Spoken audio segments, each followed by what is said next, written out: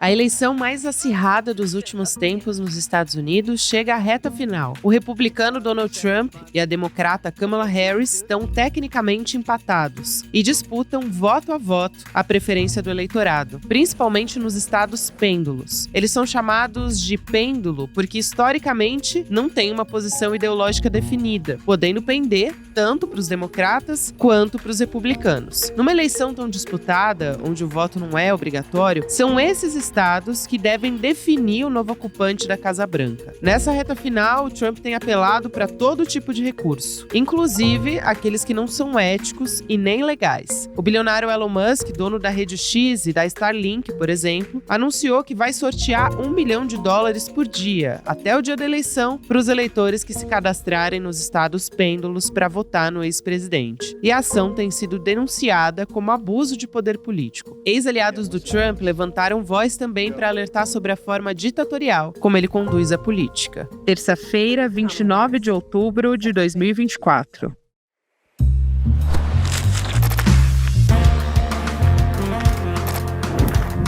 Olá, seja muito bem-vindo, seja muito bem-vindo. Eu sou a Gabriela Varela,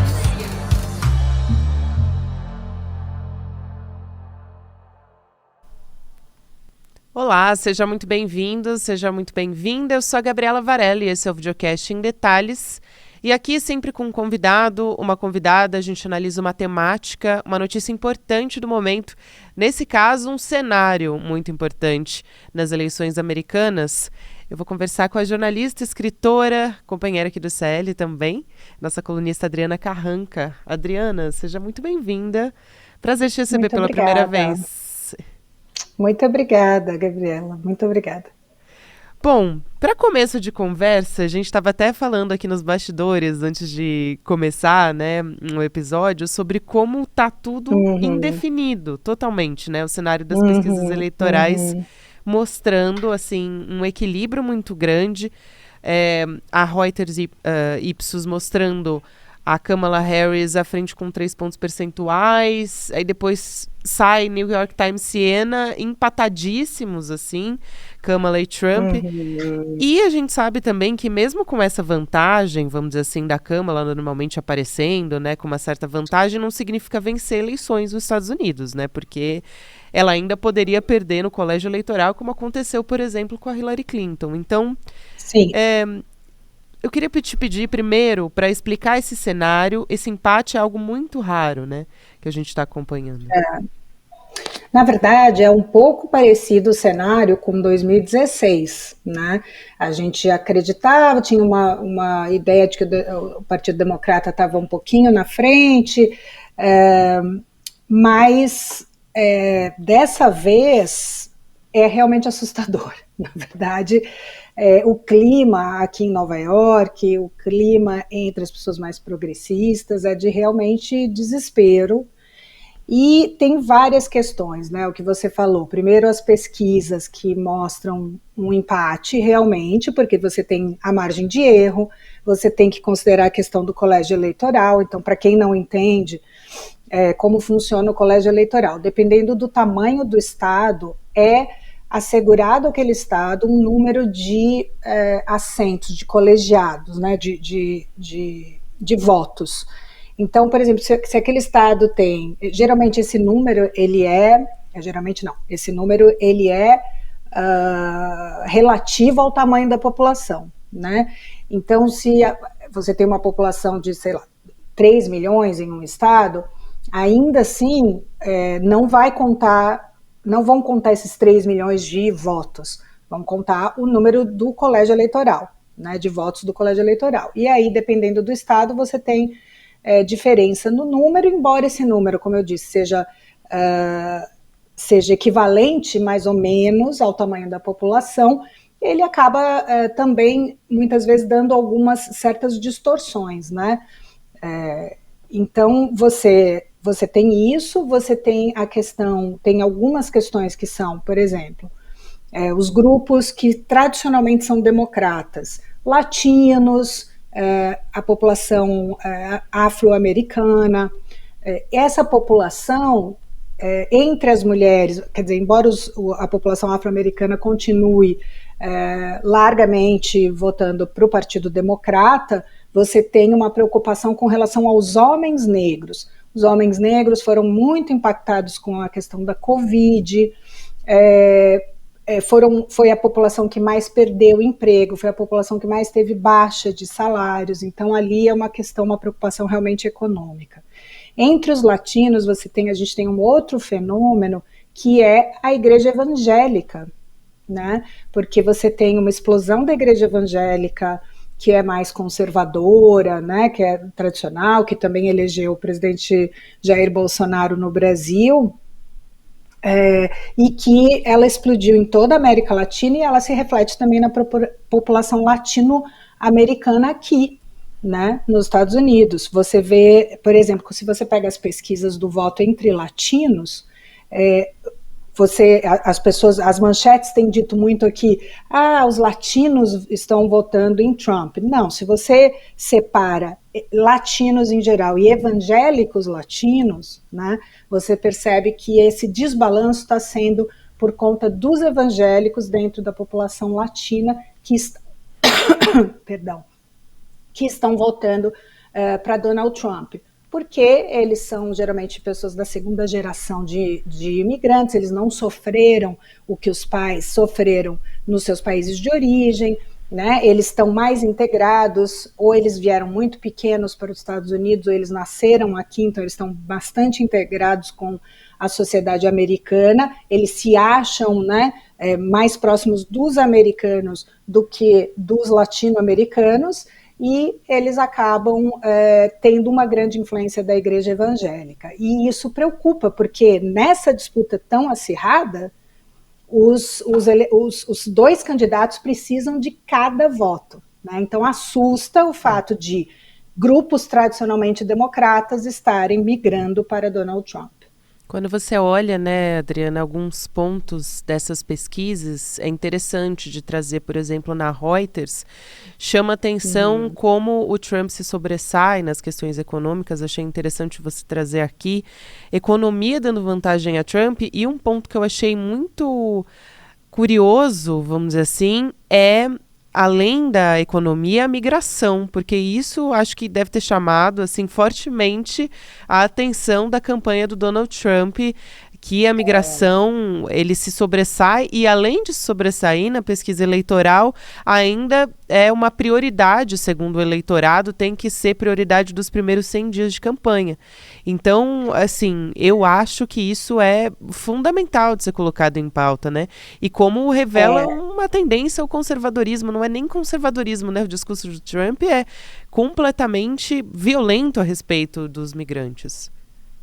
No fim das contas, eu acho a gente tem que entender que as pessoas, principalmente das classes mais baixas, elas estão, a prioridade delas é sobreviver, né? É a sobrevivência, é como elas vão pagar as contas, como elas vão educar os filhos, etc. Então você tem uma população que migra para os Estados Unidos e que faz o trabalho que o americano não quer fazer, né? A agricultura nos Estados Unidos, ela é mantida por imigrantes, principalmente ilegais, né? Principalmente aqueles que ainda não estão legalizados, né? Porque eles têm os salários mais baixos. E quanto mais gente você tem chegando, mais difícil fica esse emprego, que já é precário, que já é um subemprego. Então você tem mesmo a população de imigrantes, né, os que são legalizados, votando contra esse fluxo, porque isso dificulta o acesso deles ao mercado de trabalho formal. Você tem uma grande população que chega, vai trabalhar especialmente em trabalho informal e largamente, né, na agricultura, toda a produção de leite, por exemplo, pecuária também, leite, toda a produção de leite nos Estados Unidos depende da imigração ilegal, por conta do preço que é pago a esses trabalhadores. Esses trabalhadores, eles ficam aqui ilegalmente, começam a trabalhar para legalizar a sua situação, e isso é muito difícil, leva tempo, né? E aí eles conseguem, e aí você tem uma nova leva chegando e inflando, né, a oferta de trabalhadores nesse mercado. Então, a gente compreende o voto dos imigrantes contra a imigração muito por conta disso, apesar de toda a retórica contra, violenta inclusive, né, de Donald Trump e falsa. Você tem uma série de notícias falsas, como a questão no primeiro debate, o Trump mencionando que os imigrantes estariam comendo, né, roubando gatos das casas das pessoas e comendo esses animais, porque havia sumido um gato de uma casa, mas aquilo já tinha aquela confusão, né, a desinformação já tinha sido contestada, os que estavam liderando, os jornalistas estavam conduzindo o debate, ligaram para o prefeito da cidade, ele negou que houvesse qualquer coisa nesse sentido, ele disse que investigou, a polícia negou, e Trump continuou espalhando essa notícia falsa. Mais recentemente, ele tem se feito simplesmente de louco, ele tem tido atitudes, né? E por que ele tem essa atitude? É tudo muito pensado, né? É uma estratégia de distração, porque se você for falar com Donald Trump sobre política pública, que é o que interessa, você não consegue uma resposta que faça sentido, né? A outra coisa que para mim é assustadora é que, assim, não tem como a gente colocar isso em outros termos, né? Você tem uma vice-presidente que é candidata à presidência dos Estados Unidos, né? Que é ela foi uma procuradora, ela já foi promotora de justiça, ela está há 4 anos no governo, então ela tem essa experiência, mais experiência do que Donald Trump quando entrou, que nunca tinha exercido um cargo público. Sim. Ela foi senadora, então você tem uma pessoa que é experiente, né, embora pouco conhecida nos Estados Unidos, e você tem, pela primeira vez na história dos Estados Unidos, concorrendo com essa candidata, um criminoso. Não tem como colocar isso de outra forma. Não sou eu que estou dizendo isso. A justiça americana condenou Donald Trump. Então, a gente tem uma certa injustiça nesse sentido, porque você tem uma pressão sobre uma mulher negra, de origem africana e de origem indiana, né, que seria uma grande evolução, né, para cá, a primeira mulher à presidência, altamente preparada, né, uma mulher educada, preparada, que teve uma carreira, né, assim, toda a carreira dela ilibada, né, ela não tem nenhum caso de ilegalidade contra ela, nenhum caso de nenhuma ação que corre ou correu contra ela, né. Ela tem um histórico de condenar, né, criminosos, do crime organizado, inclusive na área de imigração, né, de tráfico de pessoas, etc. E dela se exige não se deixa, ela não pode falhar, né? Tem um pouco, acho que, de sexismo aí também, né? Sem dúvida, né? Ela foi muito criticada até pelo sorriso, né, Adriana? Quando você diz, porque a Kamala é muito sorridente. Bom, a forma como ela se colocou nos debates foi sempre uma postura totalmente diferente do Donald Trump até, né? Você falou sobre as fake news, Adriana. E eu acho fundamental você ter colocado isso aqui, porque até em um dos debates, o Donald Trump foi totalmente quebrado pela checagem. Essa história do gato é uma delas. Sim. Mas ele ficou, assim, irritado porque estava sendo contestado com a verdade, com a apuração jornalística. Eu queria aproveitar para te perguntar sobre um componente interessante, assim, quando a gente pensa nesse uso das fake news, né?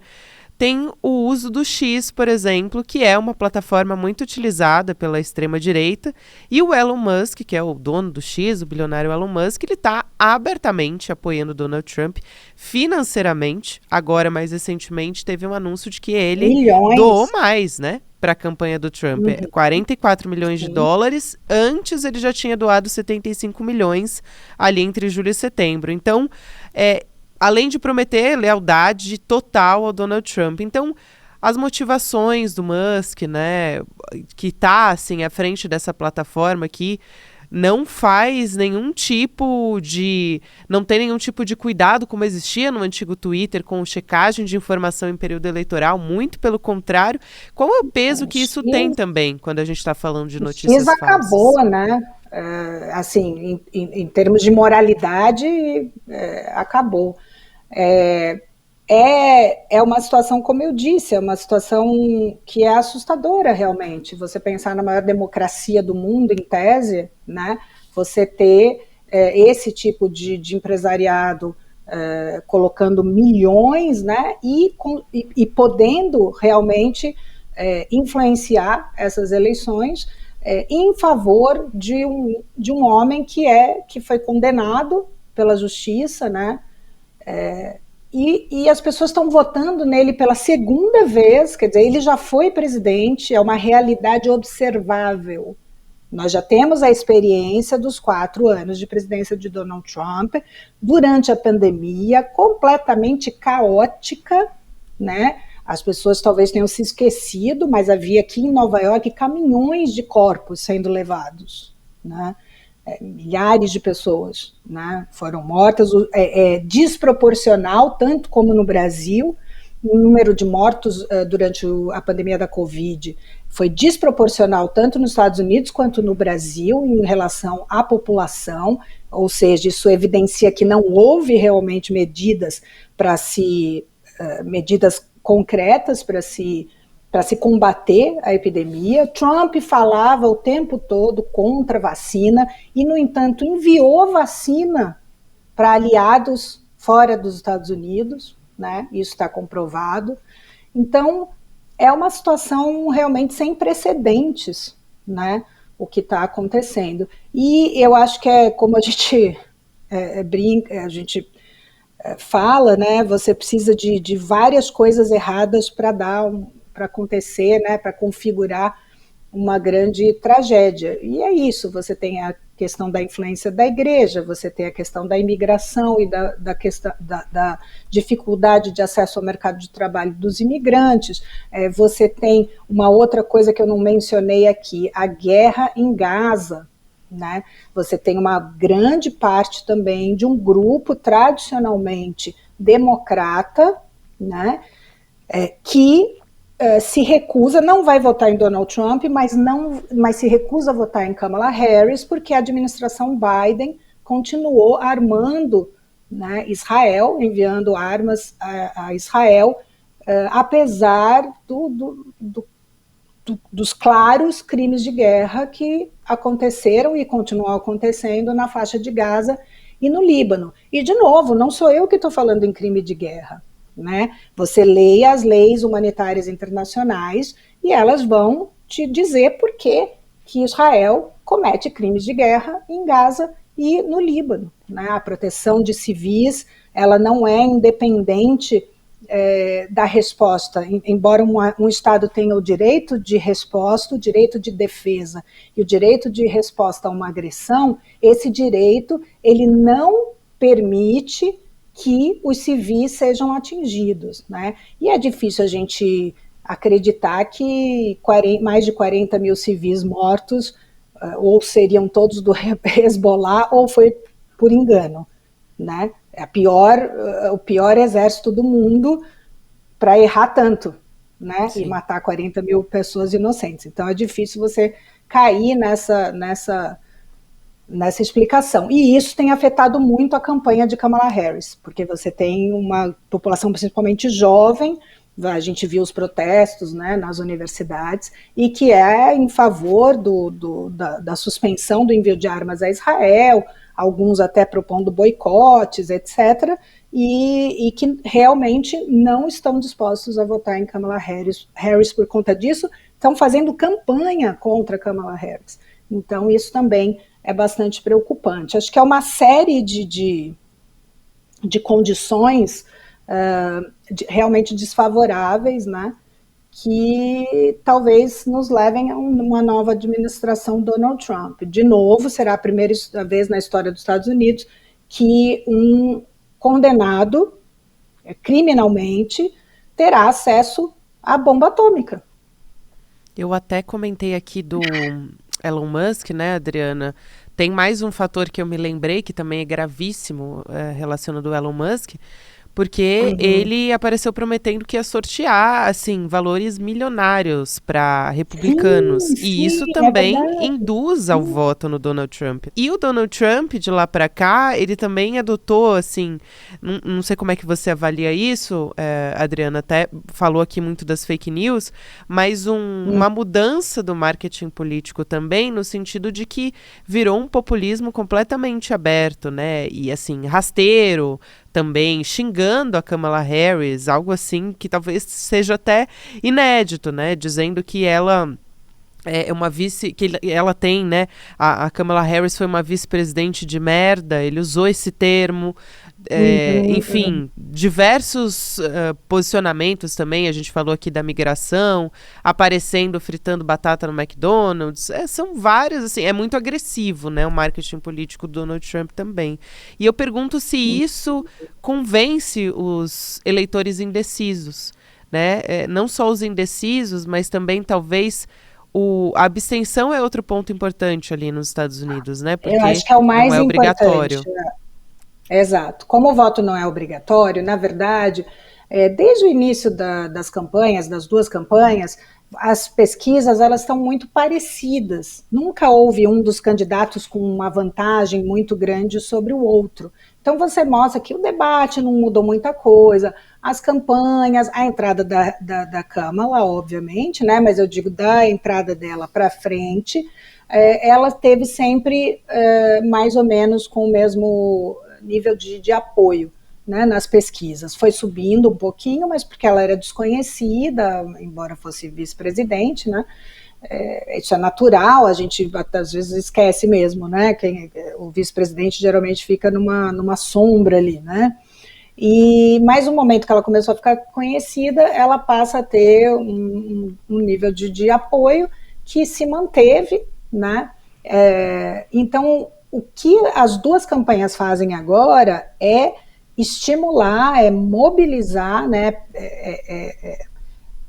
Fazer um apelo realmente ao eleitorado para sair de casa e votar, porque o que vai fazer a diferença nessas eleições realmente é o número de democratas, democratas históricos, que vai sair para votar, e o número de republicanos históricos que vai sair para votar. E aí você tem essa desvantagem que eu comentei para Kamala Harris, porque você tem grupos tradicionalmente democratas que, por outros motivos, né, por uma situação como Gaza, que eu mencionei aqui, a questão da economia para os homens negros, mas acho que também tem uma questão de sexismo, de machismo, etc., por ela ser uma mulher, e da imigração, que desfavorecem a candidata porque são grupos tradicionalmente democratas, né? Então, isso, eu acho que nenhuma das duas campanhas, nesse momento,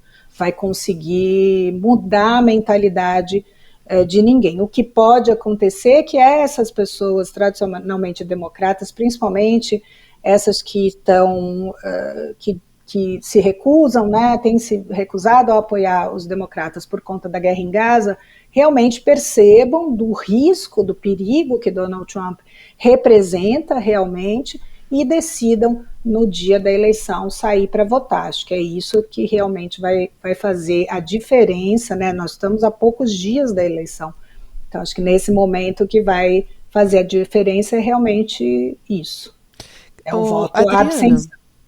abstenção. Você acha que o apoio, né, desses famosos, quando a Taylor Swift declarou apoio a Kamala Harris, foi um boom assim, nas redes sociais? Agora, Beyoncé também, em comício, outros também atores, claro, do lado do Donald Trump também, fazendo campanha, mas isso tem um peso também? Olha, não é o que aparece nas pesquisas. O que aparece nas pesquisas é que eles acabam falando com um público que já é o público deles, o público democrata, né, entre o público deles, e o que, de novo, o que pode acontecer é que essas pessoas, você cria um momento, né, uma energia que estimula as pessoas a sair de casa e votar. Então, esse o motivo, né, de você estar trazendo o próprio Barack Obama, foi um presidente bastante popular, né, presidente democrata muito popular, ele essa semana vai começar já começou, na verdade, a participar dos comícios junto com Kamala Harris, haviam se separado, ele estava fazendo em alguns locais e ela em outros, eles vão agora, até o fim da campanha, aparecer juntos, né, nos comícios, e realmente eles têm pedido, toda a campanha de Kamala Harris tem sido no sentido de estimular as pessoas a saírem para votar, estimular os democratas a saírem para votar. Muito bem. Adriana, a gente vai continuar acompanhando. Também convido todo mundo que acompanhou a nossa conversa aqui no Em Detalhes a acompanhar seu trabalho. Você sempre está no ICL Notícias primeira edição, falando das eleições americanas e está acompanhando muito de perto por aí. Acho que a gente vai voltar a se falar em breve também, né? Até o dia 5 de novembro muita coisa vai acontecer. Vai ser com bastante emoção, né? Vai. E realmente uma eleição sem precedentes, né? E acho que a gente vê aí o grau com que a nossa sociedade realmente mudou e passou a aceitar o que antes era inaceitável, tanto com relação à moralidade do ataque, a falta de moralidade, ilegalidade dos ataques do Hamas, a forma de resposta de Israel, o fato de Donald Trump ser um criminoso, as fake news, você tem um empresário né, que claramente usando uma rede social e o seu poder econômico para desbalancear uma eleição, né, para eleger o seu candidato, até usando meios ilegais, né, isso nunca aconteceu com os Estados Unidos. E realmente assustador, porque a gente está num outro nível, realmente. A gente parece ter perdido completamente a ética, né? É muito bem sucedido essa estratégia, tanto de Donald Trump quanto foi também de Jair Bolsonaro no Brasil, da vitimização. Então, tudo que se fala mal deles, toda a ação, toda a acusação é porque eles estão sendo perseguidos. E isso é muito eficiente. Isso tem sido bastante, acho que é o principal, realmente, o maior impacto da campanha de Donald Trump é se colocar nesse lugar de vítima, de perseguido, porque aí tudo tudo vira uma perseguição. É isso. Então, esses ataques à imprensa, os ataques às instituições, como a gente viu no Brasil, ao STF, tudo isso é uma estratégia para que a hora que ele vem com esse discurso, né, que o candidato, ou no Brasil, aqui nos Estados Unidos, vem com esse discurso de vitimização, essas instituições também já estão fragilizadas. Então, toda a comunicação deles faz sentido, né? E é realmente estratégica e antecipada, não é uma coisa... não é só uma maluquice. Sem dúvida, Adriana. Obrigada. Quero muito agradecer. Adriana Carranca é jornalista e também é nossa colaboradora aqui no ICL Notícias primeira edição. Está sempre no ar. Obrigada e até a próxima. Obrigada, Gabi. Até mais. Lembrando que nessa semana a gente tem a estreia do documentário do Pepe Mujica, que vai ser na quinta-feira, 31 de outubro, 8 horas da noite. Você pode acompanhar fazendo a sua inscrição em detalhesicl.com.br para garantir o seu ingresso virtual, vamos dizer assim. O Conversas com Pepe Mujica vai trazer histórias de bastidores da vida do Mujica e tem uma conversa também que o Eduardo Moreira vai fazer com o diretor do documentário, que é o Fabian Restivo. Então fica o convite para você e faz a sua inscrição aqui pelo Em Detalhes para acompanhar. Obrigada a você que me acompanhou até aqui. Boa semana para você. A gente está no ar sempre às 10h30 da manhã. Você fica com o Mercado e Investimentos agora. Depois tem Rolê CL. E nas plataformas de áudio você pode nos ouvir a qualquer momento do seu dia.